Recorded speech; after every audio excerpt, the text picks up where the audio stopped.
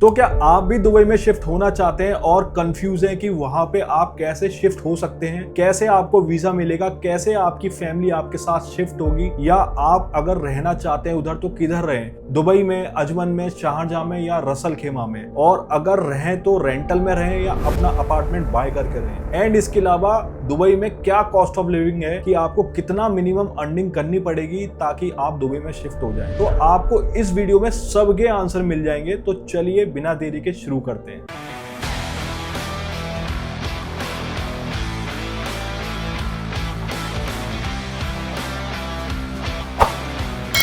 तो सबसे पहले हम बात करेंगे वीजा की। अगर आपको दुबई में शिफ्ट होना है तो आपको सबसे पहले रेसिडेंस वीजा लेना पड़ेगा। रेसिडेंस वीजा लेने के 3 तरीके हैं। तो सबसे पहला तरीका है एम्प्लॉयमेंट वीजा। तो अगर आप ऑलरेडी इंडिया में जॉब कर रहे हैं और चाहते हैं दुबई में शिफ्ट होना एक अच्छी जॉब के साथ, तो आप गल्फ टैलेंट में, नौकरी गल्फ में या लिंक्डइन से अपनी जॉब सर्च कर सकते हैं। एंड जब आपका सिलेक्शन हो जाएगा तो एम्प्लॉयर आपको स्पॉन्सर करेगा, रेसिडेंस वीजा देगा आपको। एंड उसकी जो कॉस्ट होगी 4000 से लेकर 6000 AD तक होगी। अब आपको ये भी इसमें देखना पड़ेगा कि आपको जो जॉब मिल रही है वो व्हाइट कॉलर मिल रही है या ब्लू कॉलर मिल रही है, क्योंकि व्हाइट कॉलर जॉब के लिए आपका एक ग्रेजुएशन या पोस्ट ग्रेजुएशन होना बहुत जरूरी है। एंड जो भी आपकी डिग्री होगी, आपका इंडिया में यूएई एम्बेसी से नोटराइज होना बहुत जरूरी है। एंड फिर सेम डिग्री यूएई में भी जाके एक बार नोटराइज होगी। फिर आपको एम्प्लॉयर के थ्रू आपको एक रेसिडेंस वीजा मिल जाएगा जिसकी वैलिडिटी 2 ईयर्स होती है। एंड अगर आपका जॉब प्रोफाइल नहीं है तो आपका सेकंड ऑप्शन है वीजा लेने के लिए, वो है इन्वेस्टर वीजा। तो आप इन्वेस्टर वीजा बहुत आसानी से यूएई में ले सकते हो। इसके लिए बस आपको 7,50,000 AD का एक रियल एस्टेट इन्वेस्टमेंट करना पड़ेगा, या आप यूएई में किसी भी बिजनेस में सेम अमाउंट इन्वेस्ट कर सकते हो और इन्वेस्टर वीजा ले सकते हो। इन्वेस्टर वीजा की भी जो वैलिडिटी होती है वो 2 ईयर्स होती है। एंड अगर आपको इससे भी ज्यादा वैलिडिटी का कोई वीजा चाहिए तो आप गोल्डन वीजा ले सकते हो। तो गोल्डन वीजा आपको मिलेगा अगर आपने 2 मिलियन AD का इन्वेस्टमेंट किया है रियल एस्टेट में या बिजनेस में। तो 2 मिलियन करीबन हो जाता है इंडियन रुपीस में 5 CR।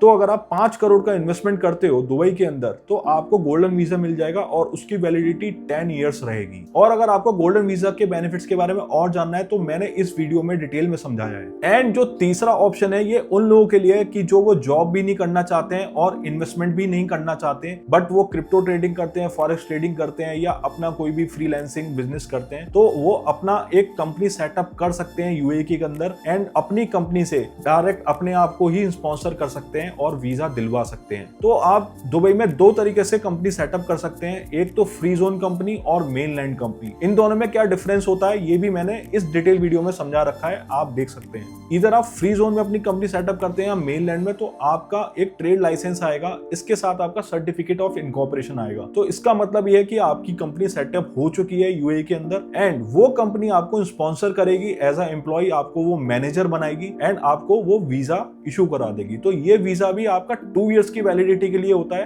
बट अगर आप अपनी फ्री जोन कंपनी को, मेनलैंड कंपनी को एक्टिव रखोगे, रिन्यू कराते रहोगे इसका ट्रेड लाइसेंस, तो देयरफॉर आप जब तक यूएई में बिजनेस करते रहोगे तब तक आपका वीजा भी वैलिड रहेगा। एंड इसमें एक और बहुत खास बात है कि जब आप अपनी यूएई में कंपनी बना रहे हो तो फर्स्ट डे से ही आप अपना यूएई कंपनी का अपना कॉर्पोरेट बैंक अकाउंट भी खोल सकते हो और अपना भी खुद का पर्सनल बैंक अकाउंट खोल सकते हो। एंड उसमें जो भी इनकम होगी आपका फर्स्ट डे से ही टैक्स फ्री होगी और इस पे इंडिया में आपको कोई भी टैक्स देना नहीं पड़ेगा। तो हमारी टीम 10 सालों से 5000 प्लस कंपनी सेटअप कर चुकी है। तो आप अगर और भी डिटेल में इसके बारे में जानना चाहते हो तो आप हमारी टीम को कॉल कर सकते हो।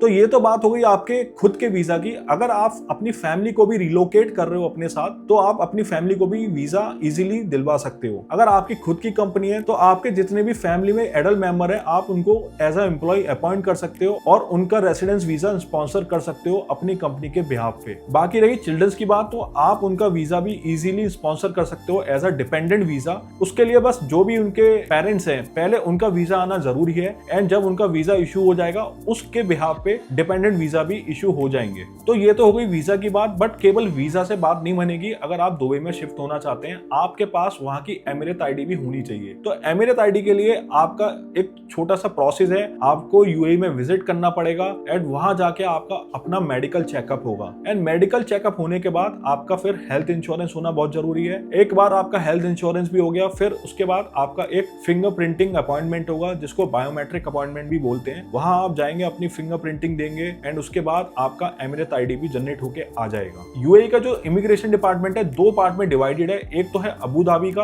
और एक है दुबई का। तो अगर आप अबू धाबी इमिग्रेशन डिपार्टमेंट से अप्लाई करते हो अपना वीजा तो आपको ये ध्यान रखना है कि हेल्थ इंश्योरेंस वहां मैंडेटरी है, बट दुबई इमिग्रेशन डिपार्टमेंट में हेल्थ इंश्योरेंस मैंडेटरी नहीं है। बट मेरा रिकमेंडेशन रहेगा, चाहे आप दुबई इमिग्रेशन डिपार्टमेंट से अप्लाई करो चाहे अबू धाबी से, आप अपना हेल्थ इंश्योरेंस जरूर लो। खुदा ना खास्ता अगर आप 2-3 दिन के लिए भी हॉस्पिटलाइज हो गए दुबई के अंदर तो आपका करीबन जो कॉस्ट आएगा वो 2000 से लेके 15,000 एडी तक का आ सकता है। तो इस रिस्क को अवॉइड करने के लिए मैं तो आपको यही बोलूंगा, आप हेल्थ इंश्योरेंस जरूर लें अगर आप साथ में वीजा और एमिरेट आईडी भी ले रहे हैं यूएई का। तो वीजा लेना और एमिरेट आईडी लेना ये बहुत इंपॉर्टेंट है अगर आपको दुबई में रिलोकेट होना है। इसके अलावा ये भी आपको जानना बहुत जरूरी है कि अगर आप दुबई में रिलोकेट होना चाहते हैं तो कितना कॉस्ट ऑफ लिविंग है, कितना आप एटलीस्ट अर्न करें, तब आप डिसाइड करें कि हाँ मुझे दुबई में शिफ्ट होना है। तो देखिए इसमें 3 कैटेगरी में मैं रखता हूं, एक तो अगर आप एवरेज लाइफ जीना चाहते हैं और दूसरा लग्जरी लाइफ जीना चाहते हैं या बिल्कुल अल्ट्रा लग्जरी लाइफ जीना चाहते हैं। तो अगर आप average standard of living maintain करना चाहते हैं तो आपका जो एवरेज मंथली इनकम होना चाहिए वो होना चाहिए 10,000 एडी से लेके 12,000 एडी तक, तो जो कि आईएनआर में होता है करीबन 2.5 लाख रुपए से लेके 3 लाख रुपए तक। एंड अगर आप luxury standard of living maintain करना चाहते हैं तो आपका जो मंथली इनकम होना चाहिए वो होना चाहिए 20,000 एडी से लेके 30,000 एडी तक, जो कि आईएनआर में बैठता है करीबन 5 लाख रुपए से लेके 7.5 लाख रुपए तक। एंड अल्ट्रा लग्जरी लाइफ की तो कुछ बात ही नहीं है, कोई सीमा ही नहीं है। अगर आपको वहां पे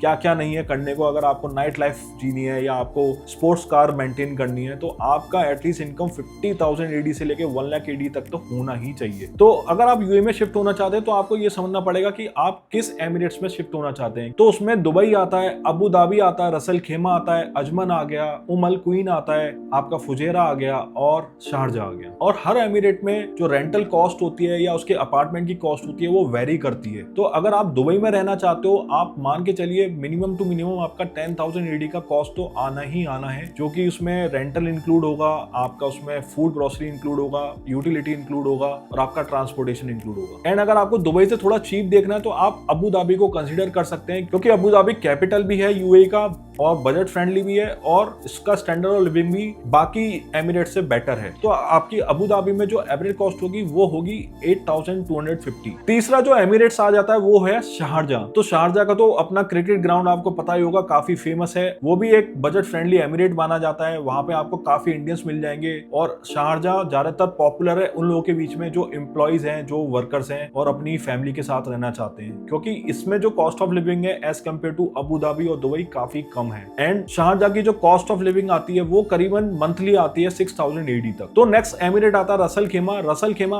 आने वाले समय में बहुत ज्यादा डिमांड में आ सकता है और ये नेक्स्ट दुबई भी बन सकता है, क्योंकि इस एमिरेट के अंदर बहुत ही जल्दी 2027 में वर्ल्ड का लार्जेस्ट कैसीनो लॉन्च होने वाला है। एंड रसल खेमा की एक और अच्छी बात है, इसका जो क्लाइमेट है दुबई के कंपैरिजन में 6 डिग्री कम है। तो रसल खेमा में आपकी एक एवरेज कॉस्ट ऑफ लिविंग आएगी वो होगी करीबन एडी 5,200। तो आप रसल खेमा को भी कंसीडर कर सकते हैं। अब जो बाकी एमिरेट्स बचे वो रह गया अजमन, फुजेरा या अल क्वीन। तो ये जो एमिरेट्स है इसकी जो कॉस्ट ऑफ लिविंग है कंपैरेटिवली दुबई से, अबू धाबी से काफी कम है। एंड जो इस एमिरेट्स की कॉस्ट ऑफ लिविंग आती है एवरेज 5,000 एडी तक आती है। इस 5,000 एडी में आपका सब कुछ कवर हो जाएगा, जैसे कि आपका अपार्टमेंट का रेंटल हो गया, ग्रोसरी हो गया, यूटिलिटी हो गया, ट्रांसपोर्टेशन हो गया। बट ये जो एमिरेट्स है यहाँ पे आपको ज्यादातर क्राउड जो मिलेगा वो वर्कर का मिलेगा, ब्लू कॉलर जॉब ओरिएंटेड लोगों का मिलेगा। तो अगर आप यूएई में रिलोकेट होना चाहते हैं बट आप रेंटल में नहीं रहना चाहते और अपना खुद का अपार्टमेंट लेकर रहना चाहते हैं तो आपको ये देखना पड़ेगा किस एमिरेट में कितनी रेंज का आपको एक अपार्टमेंट कॉस्ट करता है। तो मैं यहाँ पे आपको 1 BH का कॉस्ट बता देता हूँ अंदाजे से, और वो भी मिनिमम कॉस्ट बता देता हूँ कि कम से कम आपको किस एमिरेट्स में